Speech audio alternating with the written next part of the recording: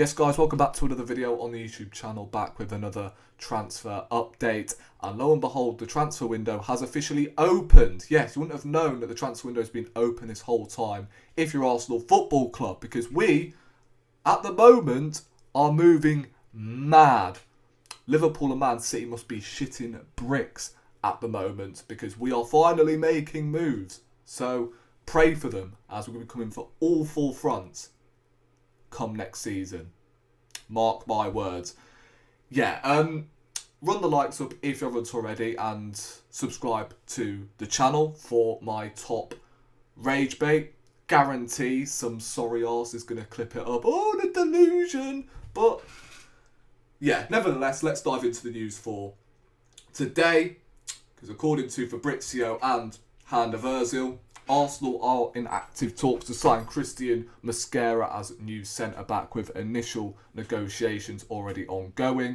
He's among top targets for centre-back position, talks ongoing with Valencia and player side deal on.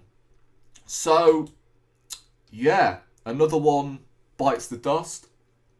Another defender coming in potentially. Honestly, it won't surprise me by the time I upload this video. Who knows? Like, in fact, has he given the here we go as I'm recording this video?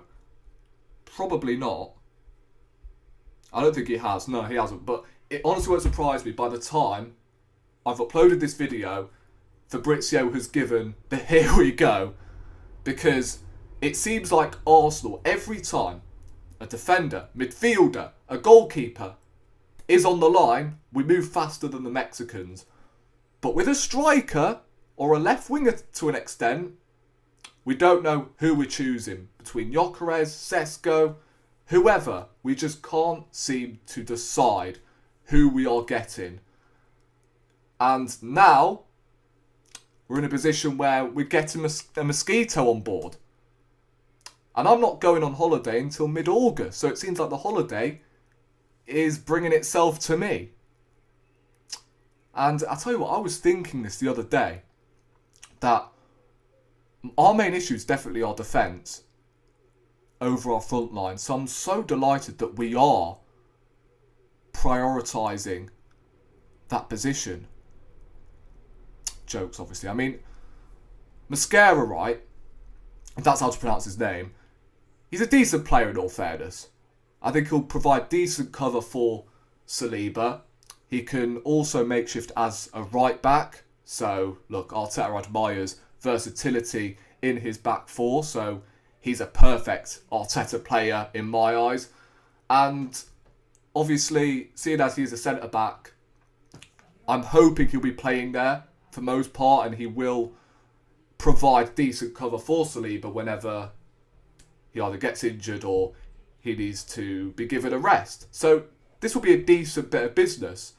But at what point do we go from good business to great business that's actually going to get us over the line? Because at the moment with Berta, I don't understand why he's completely exempt from criticism. Because at the moment I'm giving him the side eye, I'm not going to lie. Because, yeah, it's not really impressing me with these signings. Subimendi wasn't done by Berta. That was done by, I believe, Edu and Jason A2, so that doesn't count. And, funny enough, the signings of Norgard, Kepa, and Mosquera, if we get the deal done tonight, they could all be announced before Subimendi. As I said, we got that done in the winter, for crying out loud. But yeah, the signs of Kepa, Norgard, like, it's no different to, you know, how we were with Edu. Apart from the fact we're getting these deals done quickly, because it took like 5 months to get the Marino deal over the line and the Calafiori deal. But yeah, in terms of the signings, Norgard, I wasn't a fan of that. Especially when we're letting go of Thomas Partey on a free when he was your best midfielder. And we downgrade by signing Brentford's I don't understand. I don't think he's their best midfielder, to be honest. I think Damsgaard had a better season than Norgard, in my opinion. But this is obviously about Mosquera, right?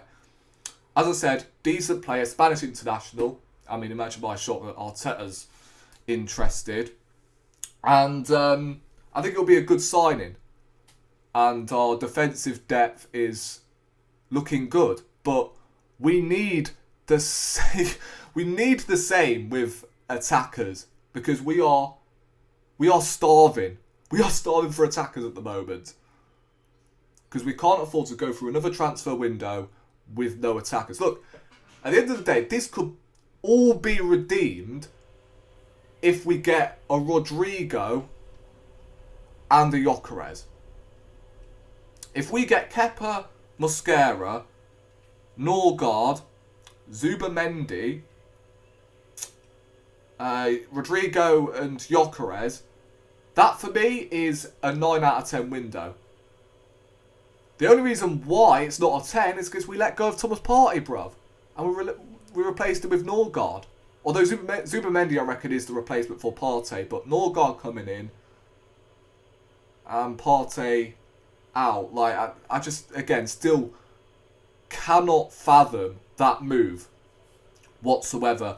But Mosquera looks set to come to Arsenal. I believe he's been linked with Real Madrid. So he's clearly been rated highly in La Liga. He's had a brilliant season. He's 20 years of age, so he fits in with the youth project, although we're not at that stage anymore. We're in phase bloody 6, 7, in fact 700, bruv. And we're still signing defenders.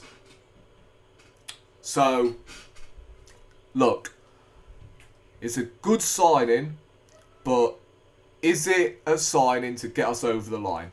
No, it isn't. Right, moving on to the next piece of news and the last piece of news of today's video. And this is a signing that I can get behind. A signing that I will be paying attention to, unlike the others we have signed, as Ben Jacobs reported that Arsenal have added Eberechi Eze to their list of left-wing targets. Eze also being considered by Spurs. He has a £68 million release clause in his Palace contract. Rodrigo also remains of interest. Real winger will discuss his future with Xabi Alonso before deciding whether to explore an exit. Real are prepared to sell for around 90 million. Now, as I said, this would be beneficial if we can't get Rodrigo. Eze would be my alternative, although he is predominantly an attacking midfielder more than a left-sided player, but I reckon he can do more than a job out on that left-hand side. Although Palace do play a more narrow formation, don't they? A 3-at-the-back system. Whereas obviously Arsenal play their trusty 4-2-3-1, 4-3-3, whatever it is. So I don't know whether that left side will suit him. But the attacking midfield department, where we are lacking, despite having the likes of Waneri and that, but obviously Arteta doesn't trust Waneri in his natural position. I can tell that Waneri has that right-hand side on lock. So I reckon he is searching for another attacking midfielder who can step in for Odegaard every now and then. But if you're spending 68 million on Eze, right, if you're paying his full release clause, obviously, then he's a guaranteed starter now.